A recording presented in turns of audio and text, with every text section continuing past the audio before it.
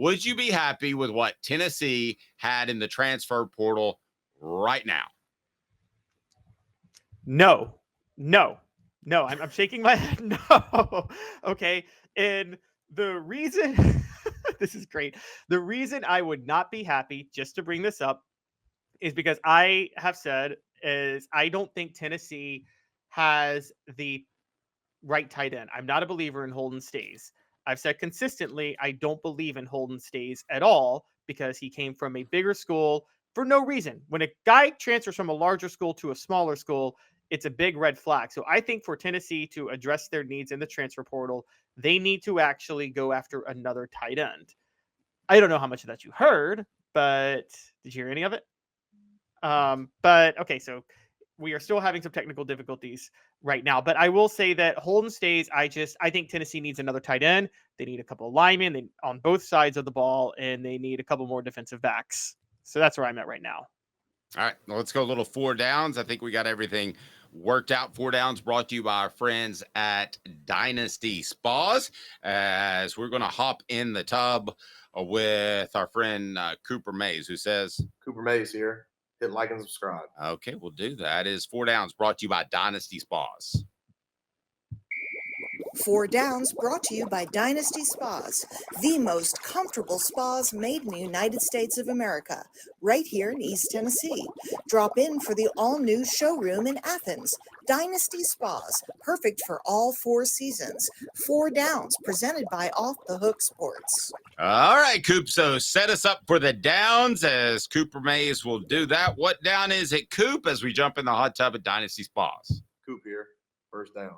All right, Gerard McCoy, predicted by a couple of people out of Oregon State to head to Tennessee. What are your thoughts on Gerard McCoy as possible transfer targets that the Vols could still land?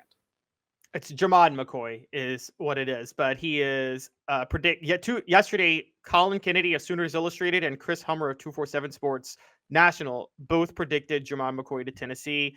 He was a 3-star coming out, but he was a freshman and he saw a lot of action on the field as a freshman. So he's a really, really, really valuable player Tennessee could have to add depth at cornerback, which they really need. Now, I did say worry about players transferring from Power 5 schools, but Oregon State's not really a Power 5 school anymore because Oregon State, guys, as you guys know, Oregon State is basically a group of 5 school starting next year. That's why he's transferring out of Oregon State. So players transferring out of Oregon State is not a red flag the way players transferring out of other Power 5 schools is, because they are going to be group of 5 and they lost their head coach. He played a lot as a freshman.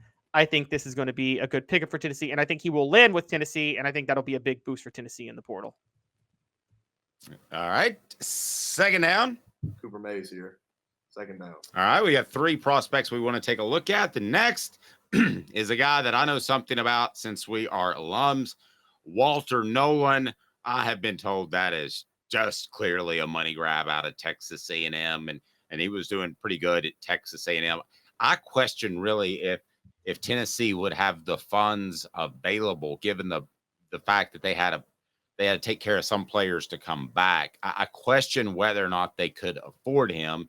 I don't know what he's asking for, but a defensive tackle with experience and some success in the SEC, although at this point, I still don't think we know if he's an elite player. I think Walter Nolan might be asking for a bit too much. And when I say afford, I don't mean that they couldn't get the money together. I just think they might think it's better served elsewhere. I just don't feel like Tennessee's any stronger of a player because he's got East Tennessee ties than any other team that's willing to write a big check. What about you, Caleb?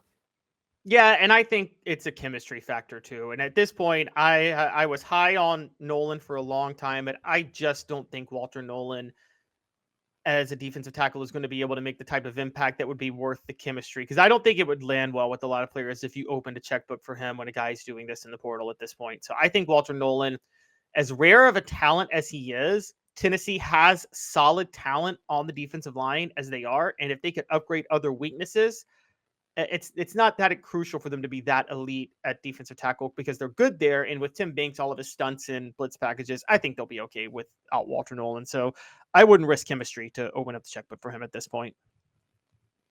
Well, I absolutely think Dylan nailed it. I'm going to pull that up. Walter ain't coming. He's already projected as a top 10 draft pick off hype alone. He's looking for a 1-year payday. That's exactly what I've heard as well, Dylan, from some people in NIL circles. All right. We are on. What down are we on? We are on third down. Caleb, here we go, Coop. Tennessee center Cooper Mays here. Third down. And I remind you that 4 Downs is brought to you by Dynasty Pools and Spas. Their showroom in Athens has the best hot tubs and spas in the market. Dynasty Pools and Spas. Go to dynastyspas.com or stop by their incredible showroom in Athens. Dynasty Pools and Spas. Go to dynastyspas.com. Thoughts on Jalen Farmer on the offensive line and the fact that Cooper Mays is now coming back and Tennessee has a pretty good offensive line intact, I would think would work somewhat against them.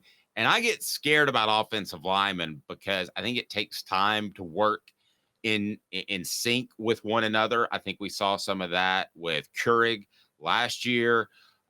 So I get scared about going after offensive linemen in the transfer portal. As a matter of fact, I think that's the position of all the positions on the field that seem the most unstable as far as picking up a guy that's going to step in, start, be ready to go.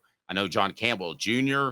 was able to do that, but he still had some pass pro issues early on. So I don't think you want to build an offensive line on transfer portals. Tell me about Jalen Farmer. I typically would agree with you. You don't want to build an offensive line based on transfer portal players, but again, the difference comes, one, if it's just plugging one position and not building your whole unit, and also why they're transferring. And I think that Jalen Farmer, I think players transferring from Florida, it's not a red flag that they're transferring from Florida. I think Florida is such a disaster of a program right now under Billy Napier that I think players leaving Florida are leaving because they know that the writing's on the wall with Billy Napier and they want him gone, or they know he's going to be gone. So I think Jalen Farmer's just getting out ahead of the curve in that regard. So I don't think it's a red flag of him not necessarily playing at Florida. I think it has much more to do with Billy Napier being gone, just like John Campbell Jr. last year transferred because Herm Edwards was fired midseason. And so when there's coaching hot seats, I don't think it's as big of a deal when a player transfers from a big time program. And again, everybody knows Billy Napier is gone. So if you can plug one guy in that situation, I think you're okay. If you make me laugh, I've got to put it up there because this is a new term that I'm going to use. Dylan's just throwing heat today. He says another thing is making sure the linemen are in shape. Nico's going to have this offense moving at mock Jesus. Caleb, that's pretty fast as I've got you connected now. Mock Jesus. I don't know how fast that is, but I know that you can go right out the stadium and right over the Tennessee River because at Mock Jesus, you can walk on water. That is true. You can walk on water. There's still a greater miracle, by the way, in football history, and it involves a Tennessee quarterback, and it's that Peyton Manning took the Colts to the playoffs regularly, and that Colts team was terrible. That's the greatest miracle in the history of sports, that Peyton Manning had them regularly going to the playoffs. Because what did the Colts do without him? They went 2-14. Okay, greatest miracle in the history of sports. Yes, Moses parted the Red Sea, and yes, Jesus turned water into wine, but Peyton Manning turned the Colts into a winner. I mean, we got to really compare some miracles here, guys. Mock Jesus. So, yeah, I was watching highlights of the Top Gun movie when he gets to Mach 10, but he never reached Mock Jesus. Maverick didn't do that. What down, Coop? I'll let you see center Cooper Mays here. Fourth down. Again, I apologize for the cold or whatever I've got that I'm fighting. Chris Brazel. Well, this is exactly the type of guy you want, Dave, that we talk about, that goes from a smaller school to a larger school. And he's doing it as a freshman because he broke out this year as a freshman, immediately caught 44 passes for 711 yards and 5 touchdowns, and immediately emerged as a receiver. He's 6'5", 195. And because of that, he's already targeted by larger schools. So this isn't a case of I couldn't play, so I'm going elsewhere. This is a case of I was really good at the smaller level, and everybody wants me.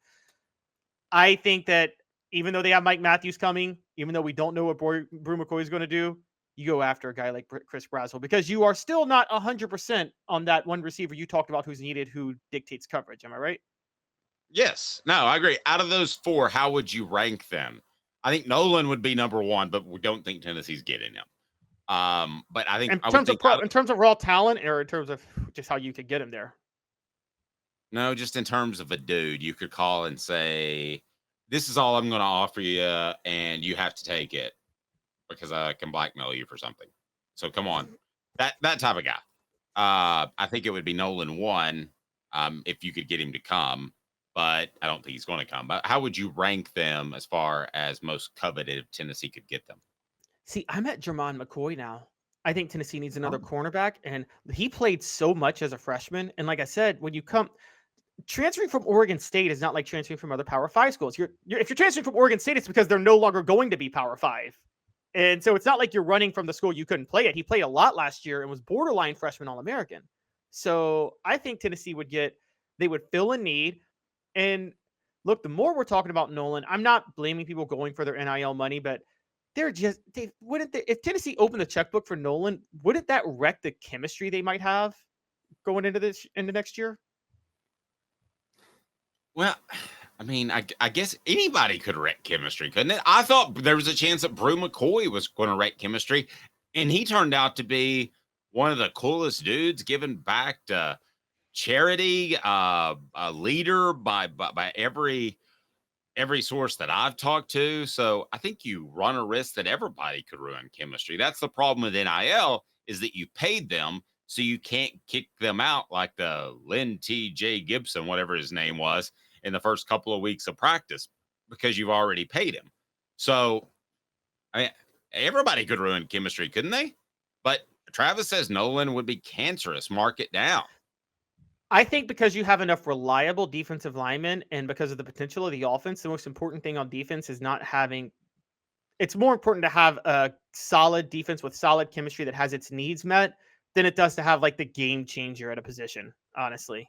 That doesn't mean you wouldn't take it, but it's what happened at A&M a couple of years ago. They paid so much of their incoming guys, they didn't have enough NIL dollars to pay the guys that already proven themselves, and I think they just imploded. And I think there were two teams on an 85-man roster, the young guys getting paid and the older guys that weren't getting paid, and that imploded. I'll say this as a huge monster compliment for Josh Heupel. I think he's built a culture where it would be pretty tough for one guy to come in and destroy that culture or become a cancer, don't you? yeah, I think you're probably right. It would, but it can always happen. I mean, he built that culture when Jeremy Banks did what he did. So, it just depends on who you go after. And if you go after Walter Nolan, I do think this, Josh Heupel, I think some of his philosophy, because he's not the best talent evaluator, has been just opening up checkbooks to get guys in the portal. So, Yeah. And so I think that, I think that Tennessee has a really good foundation. Now you're going to have players leave and chemistry changes year to year, but in 2 years, I think Tennessee has had an incredible team culture, which that term is way, way, way overused, but I think it's applicable because you didn't hear about any issues other than Jeremy Banks, and he was a pre-existing player.